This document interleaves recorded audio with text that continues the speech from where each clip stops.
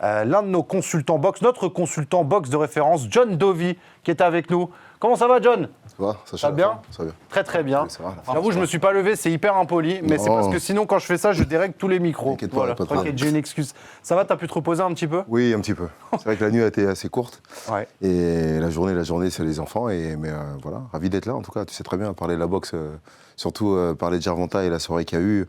Je crois que c'est bien. Et puis il s'est passé plein de choses et je crois que je suis là pour ça. Ouais, on va profiter justement de ta connaissance. On rappelle, John Dovey, entraîneur des équipes de France de boxe. On l'a retrouvé notamment avec l'équipe de France qui était du côté de Rio pour les JO. On t'a vu au Déter Fight aussi, moi je le dis, c'est important. Tu t'es impliqué dans ces démarches qui démocratisent la boxe. On va direct sur le sujet, c'était le retour de Gervonta Davis, la superstar de la boxe. C'est vraiment le boxeur à l'américaine. Pendant que tout le monde va en Arabie Saoudite, lui, il reste bien aux États-Unis, il fait encore beaucoup d'argent. Et en fait, c'est un retour qui est hyper mitigé parce qu'on le voit face à un adversaire avec qui il y a un historique, qui se connaissent depuis gosse à peu près, et souvent le même quartier, etc., même les villes qui sont voisines. Et en fait, Gervonta Davis, on s'attendait à ce qu'il éteigne assez rapidement le Monte Roach. Ça finit en match nul. Qu'est-ce qui s'est passé en gros, John ? Parce que déjà, Roach n'est pas une défaite déjà. Donc c'est pas un boxeur invaincu comme Gervonta. Il n'a pas ce ratio de KO que Gervonta peut avoir. Et puis on s'attendait, moi le premier, beaucoup de personnes, que ça ne dure pas 4 rounds. Et puis finalement, ils ont fait un combat exceptionnel, qui a commencé doucement, mais à partir de la 6e, ça commence à s'accélérer un petit peu. Et franchement, techniquement, c'est un combat à montrer dans toutes les écoles. Ce qu'ils sont capables de faire à mi-distance, de près, c'est d'une précision et franchement, c'est fort. Et Gervonta, il n'a pas été à la hauteur parce que, en fait, on est déçu de Gervonta. C'est un peu comme Tyson. J'ai toujours comparé à Tyson. C'est lorsque Tyson il faisait un combat qu'il ne gagnait pas par KO. On est tellement habitués qu'il inflige des KO incroyables à ses adversaires que là, quand il prend des coups en plus, on a l'impression qu'il perd le combat. Alors j'ai regardé le combat 2 fois. Moi, je vois un match nul ou alors une courte victoire pour Gervonta. Ouais. Et on crie au vol parce qu'effectivement, Roach a fait un combat exceptionnel. Super, il a tenu tête déjà. Et puis, il a eu une attitude de vainqueur, de conquérant sur le ring. Il s'est pas sauvé, il n'a pas eu peur du punch, il a levé les mains, il a bloqué, il a remisé. Franchement, il a fait un combat fantastique. Et c'est ce qui fait qu'on est déçus et les gens pensent que même qu'il devrait gagner parce que voilà. Et puis il y a eu des choses pendant le combat. Je pense que je sais pas si on en parle là, mais voilà. On va tout regarder. On va tout regarder, John. On va regarder justement. Tu nous parlais de ces moments un petit peu popcorn. La partie de combat, on reste collé à mi-distance et en fait chacun envoie un petit peu son art. Et en fait, on voit que c'est des gros échanges, ça combine dans tout. Ça va très vite. Et c'est la zone la plus dangereuse. Ils ne sont pas au corps à corps, on s'accroche, on se touche. Ils sont à mi-distance, c'est-à-dire qu'ils sont dans la zone où on est obligé de toucher, dans cette zone-là. Et ça touche, et s'ébranle, ça bloque, ça esquive, ça remise. Là, c'est à la distance à laquelle ils sont. Alors, ils collent un petit peu, mais ça boxe. C'est une vraie bagarre. Ah ouais, c'est une vraie baston technique.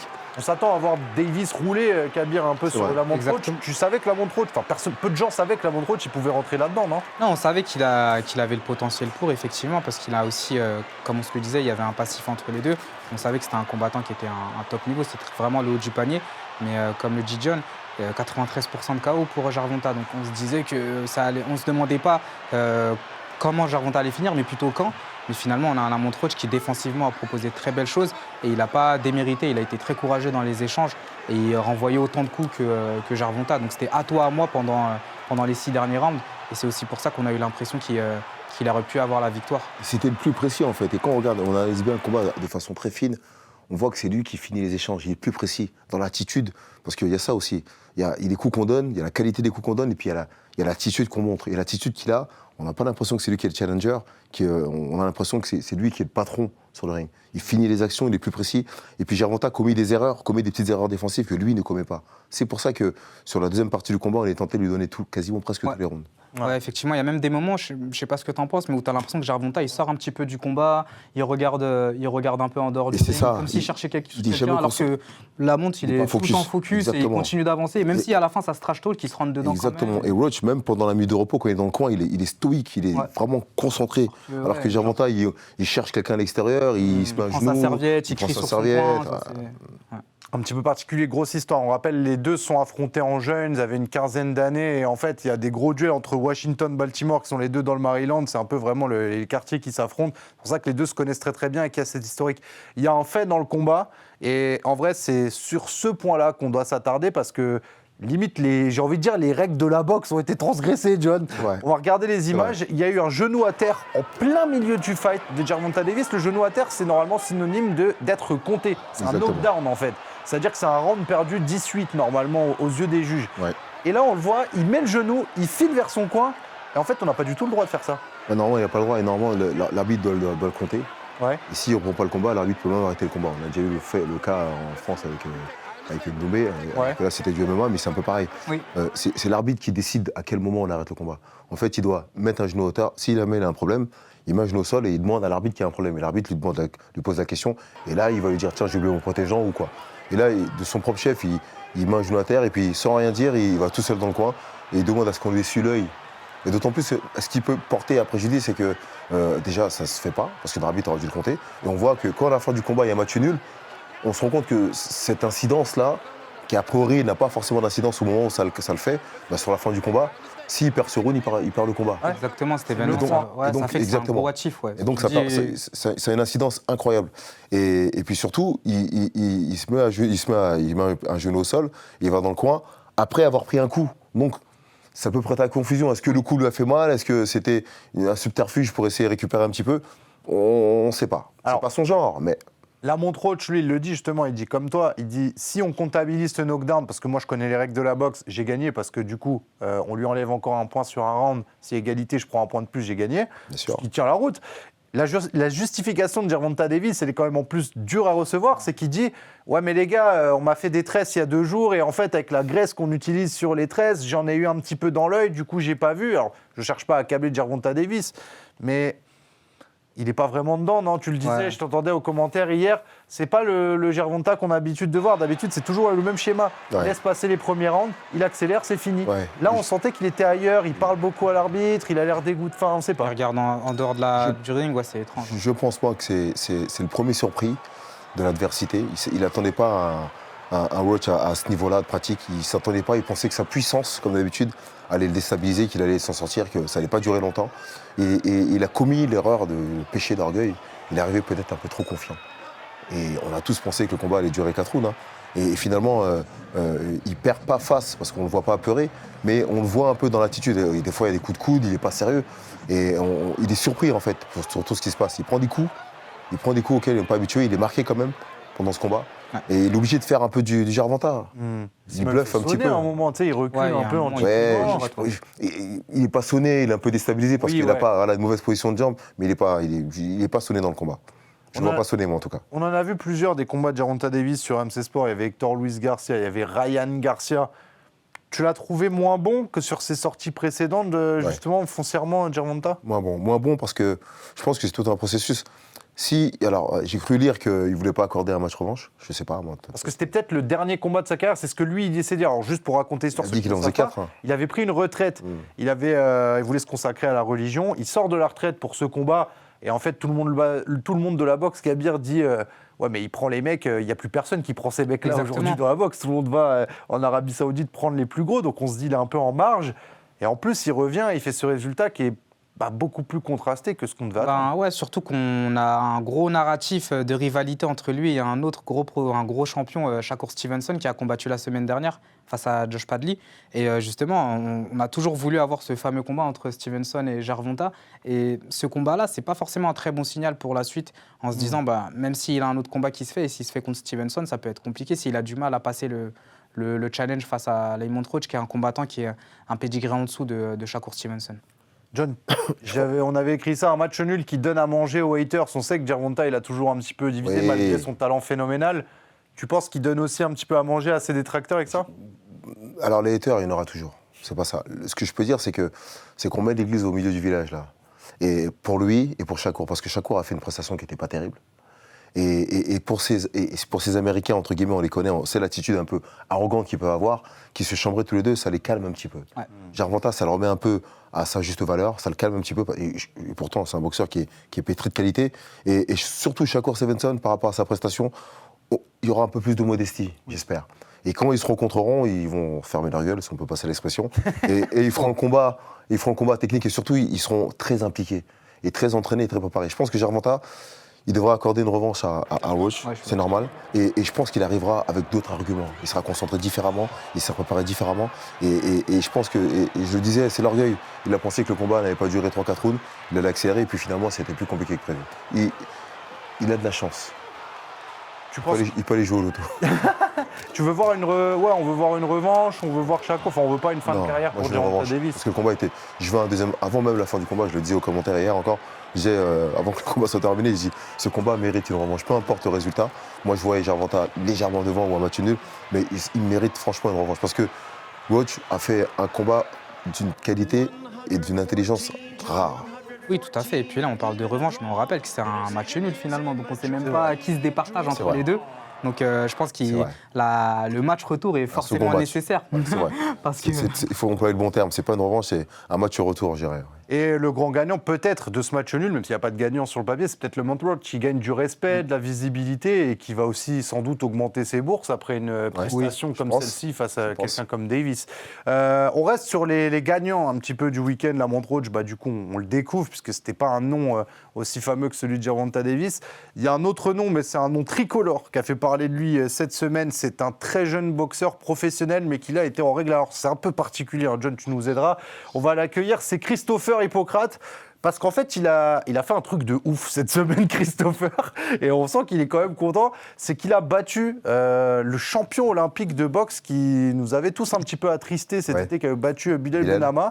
Et il n'avait jamais perdu en 4 ans. Il a plus de, 150 combats en amateur. Je regardais son box rec, c'est scandaleux. Et il a perdu face à toi, Christopher Hippocrate. Donc déjà, bienvenue à toi et grosses félicitations. Merci beaucoup, bonjour à vous, bonjour à tous. Salut Christopher. Merci beaucoup pour avoir suivi et pour la victoire. Parce que franchement, c'est un gros boxeur et je suis vraiment content de l'avoir battu. Et on ne se rend pas compte en fait comme ça, mais là, déjà, tu es en Bulgarie, il y a un décalage horaire, donc il est très tard, merci de nous accorder ton temps. Et tu es un jeune boxeur qui a 19 ans en fait, donc énormément d'années de boxe à vivre. Et tu viens d'abattre en fait l'un des plus gros profils qu'on peut trouver en amateur, John. C'est un des boxeurs les plus expérimentés. C'est Ouzbek qui a battu Bilal, effectivement, qui avait été champion olympique aussi à Rio. Ouais. Et qu'on connaît, bien sûr que je connais, et qui a bourlingué, champion du monde à plusieurs reprises, et qui a battu Bilal aussi au championnat du monde avant la limite en plus. Une très belle prestation. Franchement, j'ai pas vu le combat, j'ai suivi les résultats de loin, j'ai eu Mariano en contact, et je crois que toute l'équipe a fait des bons résultats, et c'est un vrai fait marquant que de rencontrer ce boxeur, cet Ouzbek, et de le battre. Bravo en tout cas, Christopher. Bravo à toi. Merci beaucoup, ça fait plaisir en tout cas. Et alors Christopher, raconte-nous un peu l'histoire. C'est quoi, t'étais dans un tournoi qui se déroule en Bulgarie, t'enchaînes les fights là depuis plusieurs jours et en fait sur ta route t'as croisé ce champion olympique, c'est ça? En gros, c'était un tournoi déjà l'un des plus gros tournois avant les mondes et les Europes. C'est l'un des plus gros tournois dans le cursus élite. Et moi, donc du coup, je suis rentré dans la compétition en quart de finale.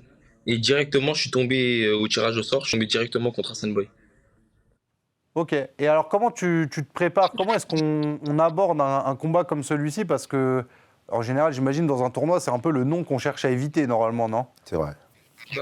Moi, personnellement, après moi, j'ai 19 ans et moi, je cherche que l'expérience et à faire des gros fights. Donc moi, quand j'ai appris que Hassan Boy, du coup, il était dans ma catégorie et qu'il était au tournoi, directement, j'ai dit à Mariano, faut que je l'affronte. Faut que je l'affronte. Et quand j'ai appris dans les tirages que j'étais tombé directement au premier tour contre lui, j'étais plus content qu'autre chose. En fait, ça m'a enlevé toute la pression du coup. Et j'étais content. Au début, j'étais content. Et après, franchement, j'ai jamais fait aussi des combats aussi relevés que celui-là. Donc plus le combat il a approché, et plus le stress est commencé à monter. Parce que ça m'était jamais arrivé de monter sur le ring contre un très, très gros boxeur comme ça. Mais franchement, ça s'est bien passé. Et merci. C'est son combat pro. Alors justement, on reviendra avec toi, Christopher. On voit avec dans ton coin, tu fais partie d'une usine de pépites avec Rima Ayadi, avec Christé Sabé, avec Eli Conki et j'en passe d'autres. Taylor Lapillus qui s'entraîne aussi là-bas en boxe. T'as déjà fait un combat pro en France, mais là, tu es revenu sur des règles amateurs. Comment ça se fait que tu peux switcher comme ça en boxe? C'est parce que tu as 19 ans, c'est particulier? Non, c'est vrai qu'il a été instauré déjà. Rappelez-vous qu'à Rio en 2016, les professionnels pouvaient participer aux Jeux Olympiques. À partir de maintenant, depuis Rio, depuis 2015, les boxeurs professionnels pouvaient participer aux Jeux Olympiques. Donc c'est ce qui a permis, il devait avoir moins de 10 combats. Et rappelez-vous, on a eu, la France a été le seul pays qui a pu avoir gagner une médaille avec un boxeur pro. C'était Mathieu Baudry qui était pro et qui avait un certain nombre de combats professionnels, qui avait été champion de France professionnel et qui avait pu faire les Jeux et qui était rentré de Rio avec la médaille de bronze. Et Christopher Hippocrate, du coup, John, parce que c'est vrai que vous êtes des spécialistes boxe. Alors moi, j'essaie d'introduire l'histoire. Et j'espère que les gens se rendent compte que ce soit là sur la Sport 1, sur les réseaux, il a couplé à la montagne, Christopher. C'est... Alors, Là, cette année, on a eu Suras. C'est un peu différent, Bruno Suras, ce qu'il a fait, mais en termes d'exploit à ce niveau-là, à cet âge-là, face à un client comme celui-là, ça se pose là, non? Alors, il évolue dans la catégorie d'en dessous, l'Ouzbek. Okay. Donc, il est monté là dans la catégorie. Et peut-être qu'il restera, peut-être avec le temps. Et là, il prend logiquement un peu de poids et il décide d'évoluer dans cette catégorie. Je suis surpris de le voir là, cet Ouzbek, parce que je pensais qu'il allait passer professionnel.